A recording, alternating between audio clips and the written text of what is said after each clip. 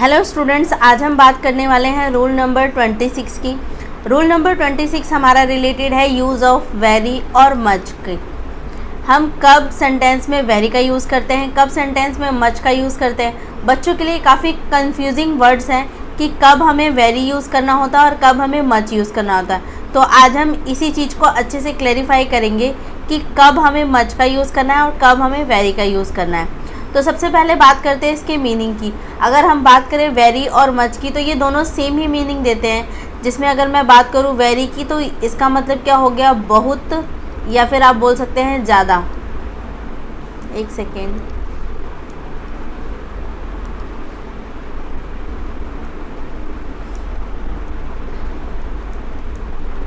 तो दोनों ना सिमिलर मीनिंग देते हैं। वेरी का मतलब भी बहुत और ज़्यादा होता है और साथ में मच भी सेम सेंस देता है बहुत और ज़्यादा का। ठीक है, तो ये तो था इनका हिंदी मीनिंग। अब हम बात करते हैं इनके पार्ट्स ऑफ स्पीच की। सबसे पहले समझेंगे वेरी और मच का पार्ट्स ऑफ स्पीच क्या होता है। तो अगर हम बात करें वेरी की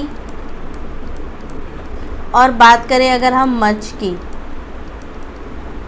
तो आप देखेंगे वेरी और मच दोनों ही एडवर्ब की तरह काम करते हैं। जब भी किसी सेंटेंस में आपको ये मिलेंगे तो ये क्या करेंगे, एडवर्ब का काम करेंगे। सेम ऐसे ही मच भी क्या है, एडवर्ब का काम करता है। लेकिन मच जो है किसी सेंटेंस में एडवर्ब की तरह यूज़ होता है और कई बार ये एडजेक्टिव की तरह भी काम करता है। ठीक है, तो वेरी के केस में तो ये श्योर है कि हाँ ये सिर्फ एडवर्ब का काम कर रहा है। जबकि बात करें मच की तो आप देखेंगे कुछ सेंटेंस में ये एडवर्ब का काम करता है और कुछ जगह पर ये एडजेक्टिव का भी काम करता है। तो एक बार पहले इसी को समझते हैं कि कैसे आइडेंटिफाई करेंगे कि कहाँ पर वो मच है, मच एडवर्ब का काम कर रहा है और कहाँ पर एडजेक्टिव का काम कर रहा है। तो कुछ एग्जांपल के थ्रू समझते हैं इसको। जैसे आप यहाँ पर देखेंगे फर्स्ट वाला जो एग्जांपल है यहाँ हमें गिवन है ही इज़ मच बेटर। अब अगर यहाँ पर देखेंगे आप तो सबसे पहले यहाँ पे आइडेंटिफाई करते हैं, देखते हैं मच यहाँ पर भी यूज़ है। सेकेंड वाला सेंटेंस हमें गिवन है देयर इज़ मच वाटर, यहाँ पर भी मच यूज़ किया गया है। अब देखते हैं क्या दोनों में एडवर्ब की तरह यूज़ किया गया है या दोनों में ही ये हमारे लिए एडजेक्टिव का काम कर रहा है। तो अगर बात करें सबसे पहले वाले की, सबसे पहले सेंटेंस की, तो यहाँ पर आप देखेंगे ही इज़ मच बेटर। अगर हम बात करें बेटर की तो ये क्या है, ये एक एडजेक्टिव है, कंपैरेटिव डिग्री वाला एडजेक्टिव है ये। तो यहाँ से ये चीज़ तो श्योर है कि ये एडजेक्टिव है। और अगर आप देखेंगे ये मच किसको क्वालिफाई करने का काम कर रहा है, इस बेटर को ही क्वालिफाई कर रहा है। तो जो एडजेक्टिव को ही क्वालिफाई करता है उसे हम क्या बोलते हैं, इसे हम बोलते हैं एडवर्ब। ठीक है, तो यहाँ पर आप देखेंगे मच किस तरह यूज़ किया गया है, एडवर्ब की तरह। जबकि इसके नीचे वाले सेंटेंस की अगर हम बात करें there is a much water, अब अगर देखिए ये वाटर क्या है तो ये नाउन का काम कर रहा है यहाँ पर। और ये जो मच है ये किसको क्वालिफाई कर रहा है यहाँ पर, इस वाटर को ही, दैट मीन्स नाउन को। और हम जानते हैं नाउन या प्रोनाउन को क्वालिफाई करने वाले वर्ड को हम क्या बोलते हैं, एडजेक्टिव। तो यहाँ पर आप देखेंगे मच किसकी तरह यूज़ किया गया है, एडजेक्टिव की तरह। जबकि फर्स्ट वाले में आपने देखा कि ये किसकी तरह यूज़ किया गया था, एडवर्ब की तरह।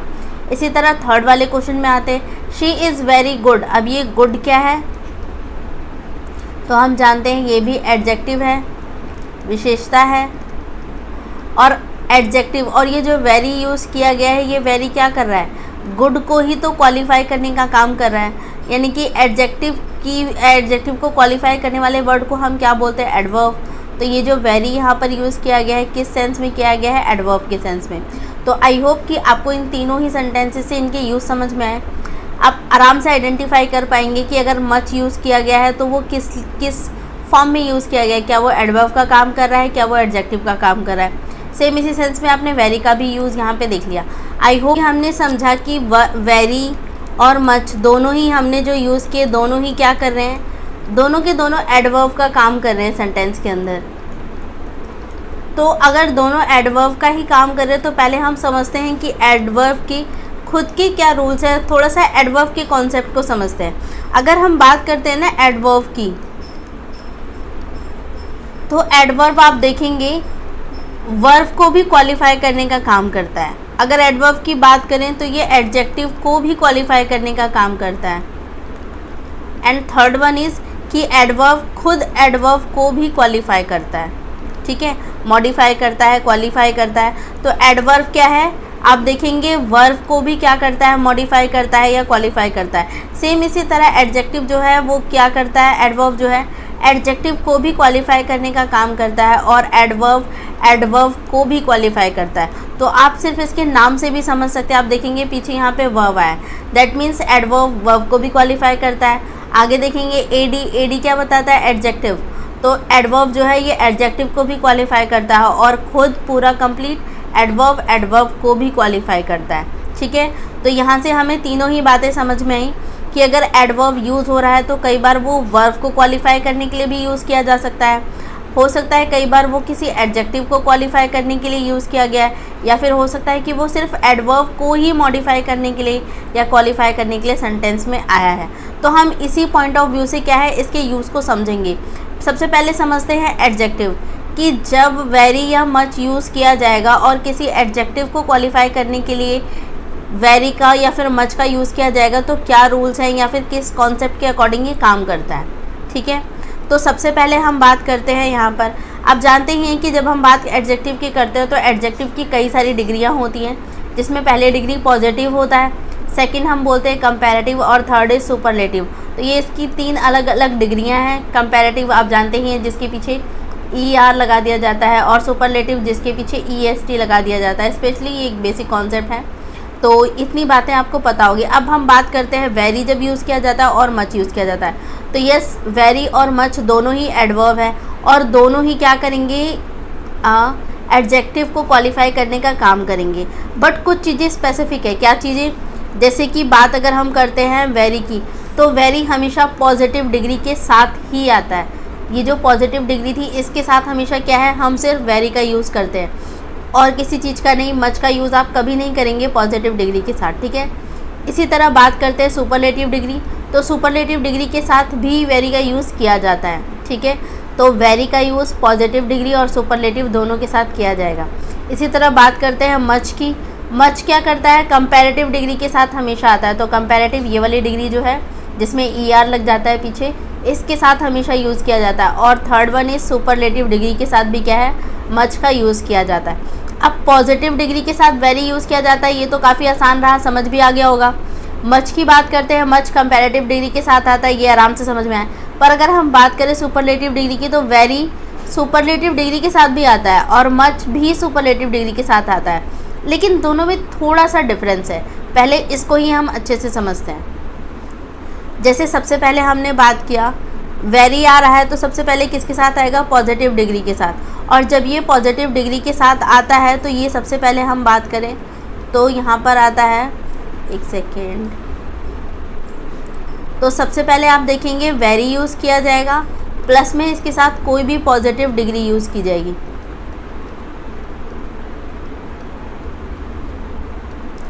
सेम इसी सेंस में अगर मच का यूज़ किया जाता है तो पहले आप देखेंगे मच का यूज़ किया गया और साथ में इसकी कोई कंपैरेटिव डिग्री यूज़ की जाएगी।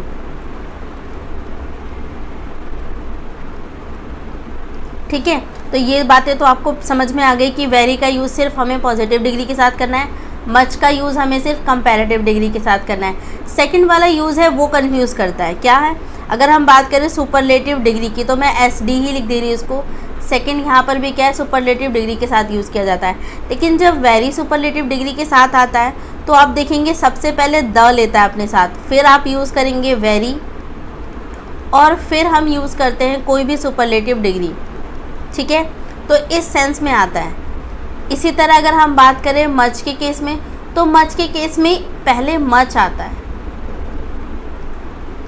फिर आप देखेंगे द का यूज़ किया जाता है और फिर इसके साथ कोई सुपरलेटिव डिग्री आती है।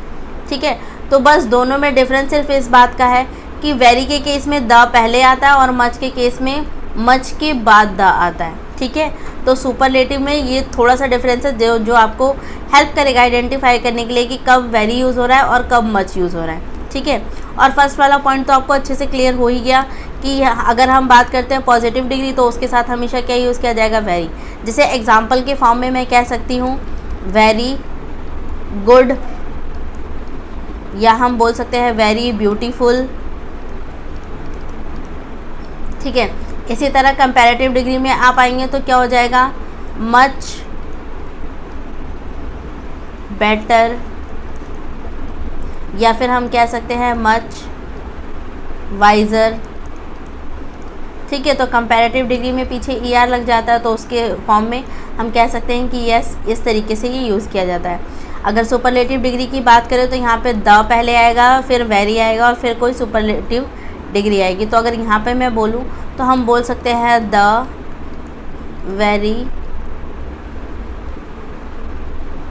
और इसके साथ आप कुछ भी यूज़ कर सकते हैं, जैसे कि हमने यूज़ कर लिया मोस्ट ब्यूटीफुल। ठीक है, इसी तरह अगर हम बात करेंगे यहाँ पर, तो मच के केस में आप क्या कर सकते हैं, इसके साथ सबसे पहले आ जाएगा मच,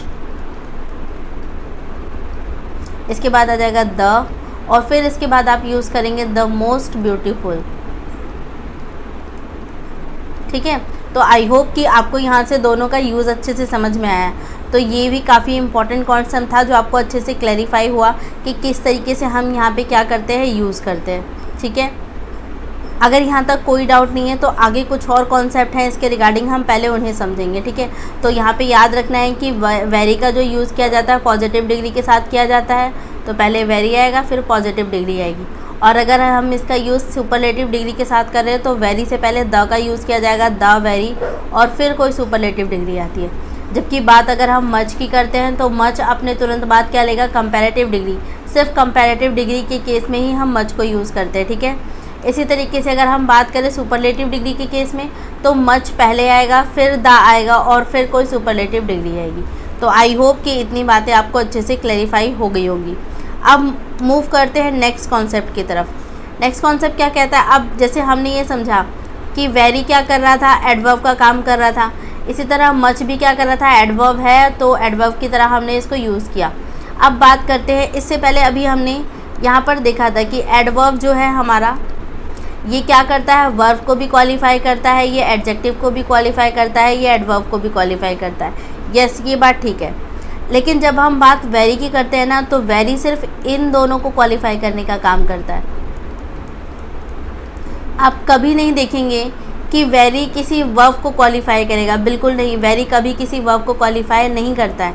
और अगर हम बात करें मच की, तो मच कभी किसी एडवर्ब को क्वालिफाई नहीं करता। दैट मीन्स वेरी और एडजेक्टिव, वर्ब और एडजेक्टिव को क्वालिफाई करने के लिए हम मच को यूज़ करते हैं, पर कभी भी एडवर्ब को ये क्वालिफाई नहीं करेगा, ये बात याद रखें। इसी तरह वेरी जो है ये एडजेक्टिव को भी क्वालिफाई करेगा और एडवर्ब को भी क्वालिफाई करेगा, बट किसी वर्ब को कभी क्वालिफाई नहीं करेगा। ठीक है, तो बस ये इसका यूज़ समझना है। ये एडवर्ब का नॉर्मल जो सेंस होता है, नॉर्मल जो इसका यूज़ होता है, वो तीनों को क्वालिफाई करता है, पर वेरी और मच के अपने कुछ रूल्स है जिसके अंडर ये काम करते हैं, जिसके तहत ये वर्ब जो है, वेरी जो है, ये क्या करता है, एडजेक्टिव को तो क्वालिफाई करेगा, एडवर्ब को भी क्वालिफाई करेगा, लेकिन कभी किसी वर्ब को क्वालिफाई नहीं करता। सेम इसी सेंस में अगर हम बात करें मच की, तो मच वर्ब को क्वालिफाई करता है, एडजेक्टिव को क्वालिफाई करता है, बट कभी किसी एडवर्ब को क्वालिफाई नहीं करता है। ठीक है, आई होप ये समझे होंगे। तो वापस आते हैं अपनी स्लाइड पे। अब यहाँ पर भी हमने यही बताने की कोशिश की है कि वेरी आप देखेंगे किसी एडवर्ब को क्या करता है, क्वालिफाई करेगा, इसमें कोई प्रॉब्लम नहीं है। इसी तरीके से मच जो है ये किसी वर्ब को क्वालिफाई करेगा। जब हम किसी वर्ब को क्वालिफाई कराने की बात करते हैं ना, तो उसके साथ सिर्फ और सिर्फ मच को यूज़ किया जाता है। ठीक है, इसी तरह जब किसी एडवर्ब को क्वालिफाई कराना है तो इसके साथ सिर्फ वेरी का यूज़ किया जाएगा। ठीक है, कभी भी कोई एडवर्ब मच को क्वालिफाई नहीं करेगा, यानी कि एडवर्ब को क्वालिफाई करने के लिए कभी मच का यूज़ नहीं किया जाता, और सेम इसी तरह किसी वर्ब को क्वालिफाई करने के लिए वेरी का भी यूज़ नहीं किया जाता। तो आई होप कि ये बात आपको यहाँ पे अच्छे से क्लैरिफाई हुई होगी। अब समझते हैं इसे किसी एग्जाम्पल के थ्रू। आप देखेंगे यहाँ पर आपको 3 सेंटेंस गिवन है। He is walking very slowly.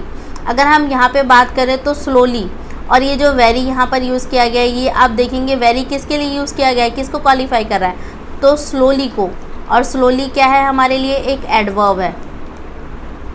तो एडवर्ब है, तो एडवर्ब को क्वालिफाई करने के लिए जो वर्ड आएगा वो क्या हो सकता है, तो हम जानते हैं कि कभी भी मच किसी एडवर्ब को क्वालिफाई नहीं करता। दैट मीन्स यहाँ से आप अच्छे से क्लैरिफाई हो पाएंगे कि हमें क्या यूज़ करना है, वर्ब वेरी यूज़ करना है इसके साथ। ठीक है, आई होप कि ये क्लियर हुआ होगा आपको कि ये आपको एक हेल्प करेगा और अच्छे से आइडेंटिफाई करने के लिए, आपकी कॉन्सेप्ट को और क्लैरिफाई करने के लिए कि वेरी कभी भी किसी वर्ब का क्वालिफिकेशन नहीं देता है और ना ही कभी किसी वर्ब को मॉडिफाई करता है। हमेशा एडवर्ब या फिर एडजेक्टिव को ही क्या करता है, क्वालिफाई करने का काम करता है। नेक्स्ट वन, आगे का एग्जांपल देखेंगे। Did it hurt much. अब यहाँ पर अगर हम बात करें, मच यूज़ किया गया और मच किसके लिए यूज़ किया गया, हर्ट के लिए। और ये क्या है, यहाँ पर अगर आप देखेंगे सेंटेंस के अंदर तो ये एक वर्ब का काम कर रहा है। और अगर हम वर्ब के लिए मच को यूज़ करें, दैट मीन्स ये जो मच है किसी वर्ब को क्वालिफाई कर रहा है। तो किसी जब वर्ब को हम क्वालिफाई करते हैं तो क्या हम वेरी यूज़ कर सकते हैं, नहीं, वेरी कभी किसी वर्ब को क्वालिफाई नहीं करता। दैट मीन्स यहाँ पे क्या यूज़ हो जाएगा, मच। ठीक है, नेक्स्ट वाले को देखते हैं, थैंक यू सो मच। अब यहाँ पर देखेंगे थैंक यू भी क्या है, एक वर्ब है और वर्ब को क्वालिफाई करने के लिए क्या यूज़ करेंगे, मच। यहाँ पे आप कभी भी वेरी यूज़ नहीं कर सकते, अगर वेरी यूज़ करेंगे तो ग्रामेटिकली ये गलत हो जाएगा। ठीक है, आई होप कि ये कॉन्सेप्ट भी आपको अच्छे से समझ में आया। तो अब तक हमने ना 3-4 कॉन्सेप्ट समझा। क्या क्या बातें समझी हमने, पहले एक बार उसको, एक चीज़ और है, एक लास्ट कॉन्सेप्ट और है, पहले इसको समझते हैं, फिर एक बार दोबारा गो थ्रू करेंगे कि हमने क्या क्या समझा। अब बात करते हैं थर्ड यूज़ की। थर्ड यूज़ में हम क्या समझने वाले हैं कि जो वेरी यूज़ किया जाता है, एक और भी आपको साइन मिल जाएगा, ये एक और कह सकते हैं शॉर्टकट जिससे आप समझ सकते हैं कि वेरी कहाँ यूज़ किया जाएगा। वेरी हमेशा प्रेजेंट पार्टिसिपल्स के साथ यूज़ किया जाता है। अगर हम बात करते हैं प्रेजेंट पार्टिसिपल की, तो किसको बोलते हैं प्रेजेंट पार्टिसिपल, जिसे हम वर्ब की फोर्थ फॉर्म बोलते हैं, या इसे ही आप बोल सकते हैं वर्ब की फर्स्ट फॉर्म के साथ हम आईएनजी लगा देते हैं। तो वर्ब की फर्स्ट फॉर्म के साथ जो आईएनजी यूज़ किया जाता है, इसे ही हम क्या बोलते हैं, प्रेजेंट पार्टिसिपल्स। वर्ब की फोर्थ फॉर्म को, इसके साथ हमेशा आप क्या यूज़ करेंगे, वेरी। और अगर हम बात करें मच की, तो मच हमेशा पास्ट पार्टिसिपल्स के साथ यूज़ होता है। पास्ट पार्टिसिपल्स का मतलब वर्ब की थर्ड फॉर्म के साथ। तो वर्ब की थर्ड फॉर्म के साथ आपको हमेशा क्या यूज़ करना है, मच यूज़ करना है। ठीक है, तो अब आप और अच्छे से क्लैरिफाई कर पाएंगे कि कैसे हमें आइडेंटिफाई करना है। आपको मैंने 3-4 तरीके बता दिए आइडेंटिफाई करने के लिए कि कब वेरी यूज़ होगा, कब मच यूज़ होगा। अब से एग्जाम्पल के थ्रू समझते हैं। अब यहाँ पर आप देखेंगे this book is very interesting. अब आप देखेंगे, मान लीजिए कि हमें नहीं पता कि यहाँ पे क्या फिल करना है। लेट्स सपोज़ कि यहाँ पे कोई ब्लैंक गिवन है हमें, ठीक है, और यहाँ पे हमें इंटरेस्टिंग गिवन है और हमें ऑप्शन में मानते हैं कि वेरी गिवन है और मच। तो हम क्या फिल करेंगे, आप आराम से समझ सकते हैं। अब यहाँ पर आप देखेंगे आईएनजी यूज़ किया गया है, दैट मीन्स ये क्या है, प्रेजेंट पार्टिसिपल है। और प्रेजेंट पार्टिसिपल के साथ हम सिर्फ वेरी को यूज़ करते हैं। दैट मीन्स अगर यहाँ की बात करूँ तो यहाँ पे क्या आ जाएगा, वेरी। सेम इसी तरह नीचे वाले में बात करें तो यहाँ पे क्या गिवन है, इंटरेस्टेड। और हम देख पा रहे हैं कि ये वर्ब की थर्ड फॉर्म है। वर्ब की थर्ड फॉर्म के साथ हम सिर्फ एक ही एडवर्ब को यूज़ कर पा रहे हैं, वो क्या है, मच। ठीक है, तो आई होप कि ये बात भी आपको अच्छे से क्लैरिफाई हुई, दोनों ही चीज़ें आपको अच्छे से समझ में आई होंगी। तो ये हमने इसके 3 यूज़ समझे। अब एक बार गो थ्रू करते हैं कि हमने क्या क्या बातें जानी और समझी वर्ब के बारे में, वेरी और मच के बारे में।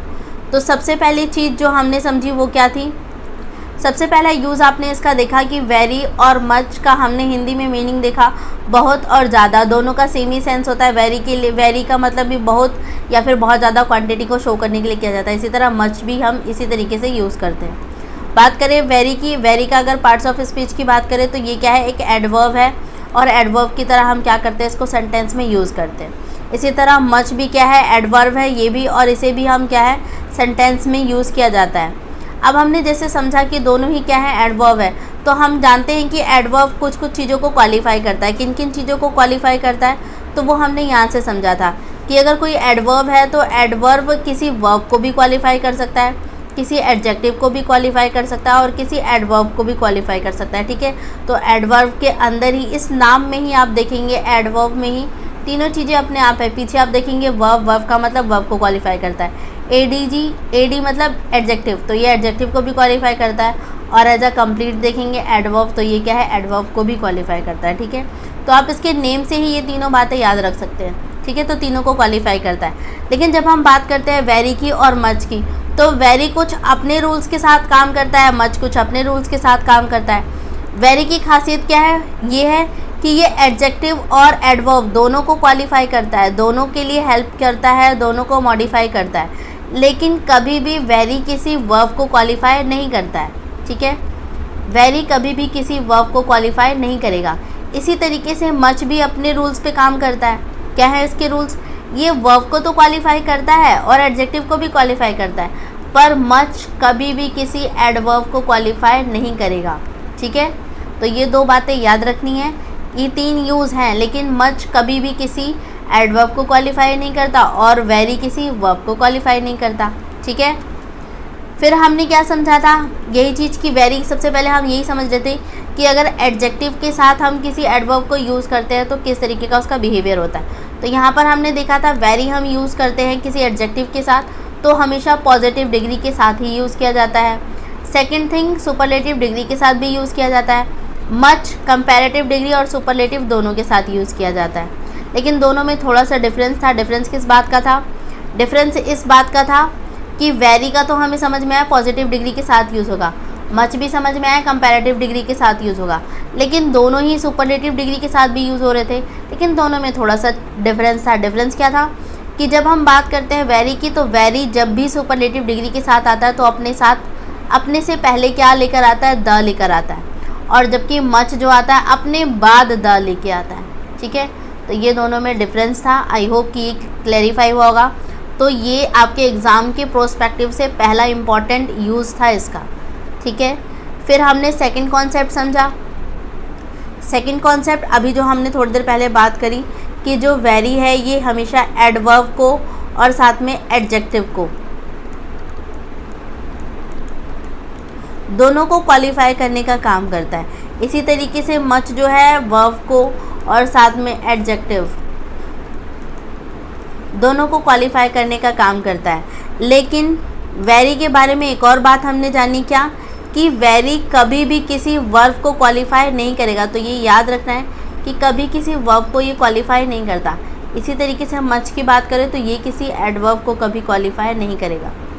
ठीक है, तो एडवर्ब के केस में हम नहीं यूज़ करते। अगर हमें एडवर्ब को ही मॉडिफाई करना होता है या उसी को क्वालिफाई करना होता है तो हम कभी मच का यूज़ नहीं करते। ठीक है, ये हमने कुछ एग्जांपल के थ्रू समझा था। अब आते हैं नेक्स्ट इम्पॉर्टेंट चीज़ पे। नेक्स्ट इम्पॉर्टेंट बात हमने क्या समझी इसके बारे में कि वेरी का यूज़ किया जाता है प्रेजेंट पार्टिसिपल के केस में, यानी कि वर्ब की फोर्थ फॉर्म, वर्ब की फर्स्ट फॉर्म प्लस में आईएनजी के केस में। जबकि मच क्या होता है? पास्ट पार्टिसिपल्स के साथ यूज़ किया जाता है, दैट इज़ वर्ब की थर्ड फॉर्म।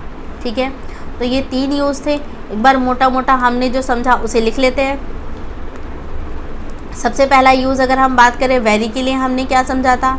तो वेरी के लिए सबसे पहली चीज़ जो हमने समझी है वो ये है कि ये पॉजिटिव डिग्री के साथ आता है। सेकंड, हमने ये भी देखा कि ये सुपरलेटिव के साथ भी आता है, लेकिन जब सुपरलेटिव के साथ आता है तो अपने साथ द लेता है, प्लस में वेरी लेता है और प्लस में कोई भी सुपरलेटिव डिग्री इसके बाद आएगी। थर्ड यूज़ हमने क्या समझा?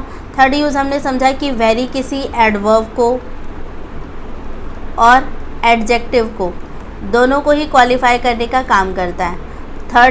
फोर्थ चीज़ हमने क्या समझी कि वेरी जो है ना ये प्रेजेंट पार्टिसिपल के केस में यूज़ किया जाता है। ठीक है, पार्टिसिपल के केस में हम क्या करते हैं? इसको यूज़ करते हैं। जबकि बात करें अगर हम मच की,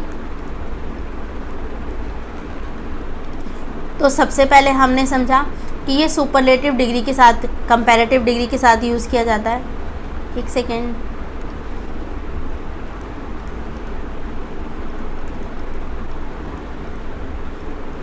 तो सबसे पहला यूज़ कंपैरेटिव डिग्री के साथ यूज़ किया जाता है। सेकंड, सुपरलेटिव डिग्री के साथ भी इसका यूज़ किया जाता है, लेकिन जब सुपरलेटिव डिग्री के साथ आता है तो पहले मच आता है, फिर द और फिर कोई सुपरलेटिव डिग्री अपने साथ लेता है। ठीक है, थर्ड यूज़ हमने इसका समझा कि ये वर्ब को क्वालिफाई करेगा और एडजेक्टिव को क्वालिफाई करेगा, लेकिन कभी किसी एडवर्ब को क्वालिफाई नहीं करेगा।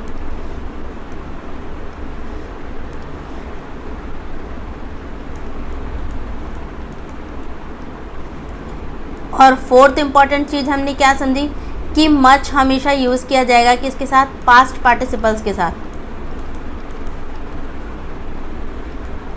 ठीक है, तो past participle that means verb की थर्ड फॉर्म जिसे हम बोल देते हैं, प्रेजेंट पार्टिसिपल जिसको हम वर्ब की फोर्थ फॉर्म बोल देते हैं। तो ये हमने 4 यूज़ इसके समझे हैं। अगर यहाँ तक किसी को कोई डाउट नहीं है तो हम कुछ प्रीवियस ईयर क्वेश्चन करेंगे जो एग्ज़ाम में वेरी और मच से रिलेटेड पूछा गया है। कुछ PYQ को सॉल्व करेंगे जो कि एग्ज़ाम में बहुत फ्रिक्वेंटली पूछे गए हैं। तो सबसे पहला क्वेश्चन हमें गिवन है, he hurts himself yesterday while running very fastly no error. करना क्या है, वीडियो को पॉज करके पहले खुद आइडेंटिफाई करना है कि इस पार्ट में एरर है, और जब आइडेंटिफाई कर ले तो उसको इम्प्रूव भी करना है। तो शुरू करते हैं। अब जैसे अगर हम यहाँ बात करें तो फर्स्ट वाले में ही हर्ट हिमसेल्फ, बी पार्ट में हमें गिवन है yesterday while running, C part में गिवन है वेरी फास्टली, और डी पार्ट में गिवन है नो एरर। तो यहाँ पर अगर हम बात करें, देखिए आप यहाँ पे वेरी यूज़ किया गया है, और आप देखेंगे वेरी के साथ क्या यूज़ कर लिया गया है, फास्टली। और हम बहुत अच्छे से जानते हैं कि वेरी अपने साथ फास्टली कोई वर्ब होता नहीं है, एडवर्ब नहीं है ये कोई। हम यस स्लोली है उसके साथ एल लगा देते हैं तो वो एडवर्ब में चेंज हो जाता है, जबकि फास्टली कोई एडवर्ब नहीं है, फर्स्ट चीज़। और सेकंड थिंग, हम जानते हैं कि जब हम वेरी यूज़ करते हैं तो पॉजिटिव डिग्री के साथ यूज़ करते हैं, ठीक है। तो यहाँ पर जो एरर है वो क्या है, सी पार्ट के अंदर ही है। इम्प्रूव करने के लिए क्या करना है, तो सी पार्ट के अंदर एरर है, फास्टली को रिमूव करेंगे और यहाँ पर हम लगाएंगे फास्ट, ठीक है। तो यहाँ पे क्या यूज़ किया जाएगा, फास्ट, ठीक है। तो आई होप कि आपको अच्छे से क्लैरिफाई हुआ थर्ड वाले पार्ट में क्या थी प्रॉब्लम थी। मूव करते हैं नेक्स्ट क्वेश्चन की तरफ। नेक्स्ट क्वेश्चन में हमें गिवन है he is very senior to me so I dare not disrespect him no error. Same चीज़, वीडियो को पॉज करके पहले खुद सॉल्व करना है, देखना है कौन से पार्ट में एरर है, देन फिर उसको इम्प्रूव करना है। तो यहाँ पर अगर आप देखेंगे फर्स्ट पार्ट में हमें गिवन है he is very senior to me. अब यहाँ पर भी आप देखेंगे वेरी यूज़ किया गया है, और वेरी के साथ क्या यूज़ किया जाता है, पॉजिटिव डिग्री। जबकि यहाँ पर आप देखेंगे तो हमें क्या गिवन है, सीनियर, ठीक है। और सीनियर आप जानते हैं क्या है, कंपैरेटिव डिग्री है। तो अभी हमने समझा था कि वेरी हमेशा पॉजिटिव डिग्री के साथ आता है, ठीक है। और अगर यहाँ पर कंपैरेटिव डिग्री है तो कंपैरेटिव डिग्री के साथ हमेशा क्या यूज़ किया जाता है, मच। दैट मीन्स यहाँ पर भी क्या है, एरर है। कौन से पार्ट में, ए वाले पार्ट में ही आपको एरर मिल गया। और यहाँ पर भी एरर क्या है, तो वेरी वाला कॉन्सेप्ट में एरर है। क्या करना है, एक सेकेंड, क्या करेंगे, वेरी को रिप्लेस करेंगे किससे, तो मच से, ठीक है। अब क्या है, ये सही हो जाएगा। तो आई होप कि ये आपको अच्छे से समझ में आया, ठीक है। मूव करते हैं नेक्स्ट क्वेश्चन की तरफ। नेक्स्ट क्वेश्चन में हमें गिवन है this story is very interesting due to its profile no error. क्या करना है, सेम यही चीज़ की, वीडियो को पॉज करके पहले आइडेंटिफाई करना है कौन से पार्ट में एरर है। तो अगर हम यहाँ देखिए फर्स्ट पार्ट में हमें गिवन है this story is, B part में गिवन है वेरी इंटरेस्टिंग। अब आप यहाँ देखेंगे वेरी यूज़ किया गया और यहाँ पे इंटरेस्टिंग यूज़ किया गया, due to its profile no error. अब अगर हम यहाँ बात करें बी वाले पार्ट की, तो आप देखेंगे वेरी के साथ क्या यूज़ किया गया है, इंटरेस्टिंग। और इंटरेस्टिंग क्या है, प्रेजेंट पार्टिसिपल्स है।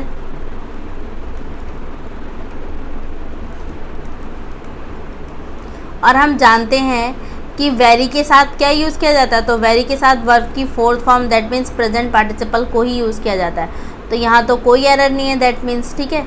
और किसी पार्ट में कोई एरर नहीं, तो इसका मतलब इस क्वेश्चन का आंसर क्या हो जाएगा, डी, नो एरर। यहाँ पे कोई एरर नहीं है। सही आंसर हमारा क्या होना चाहिए था, वेरी के साथ हमें पास्ट पार्टिसिपल प्रेजेंट पार्टिसिपल ही यूज़ करना है, तो यहाँ पे ये यूज़ किया गया है, ठीक है। आई होप कि ये भी अच्छे से क्लैरिफाई हुआ होगा। मूव करते हैं नेक्स्ट क्वेश्चन की तरफ। हम नेक्स्ट क्वेश्चन में हमें गिवन है my father is very quicker than I at chess no error. अब यहाँ पर अभी क्या करना है, सेम वीडियो को पॉज करेंगे और आइडेंटिफाई करेंगे कौन से पार्ट में एरर है। तो फर्स्ट पार्ट में हमें गिवन है माई फादर, बी पार्ट में हमें गिवन है इज़ वेरी क्यूकर, और सी पार्ट में हमें गिवन है देन आई, और डी पार्ट में हमें गिवन है एट चेस, और फिर नो एरर। और आप देखिए ये भी SBI एग्ज़ाम में पूछा गया क्वेश्चन है। तो यहाँ पर अगर हम बात करें, आप देखेंगे यहाँ पर क्या यूज़ किया गया है, क्यूकर, और ये क्या है, कंपैरेटिव डिग्री है।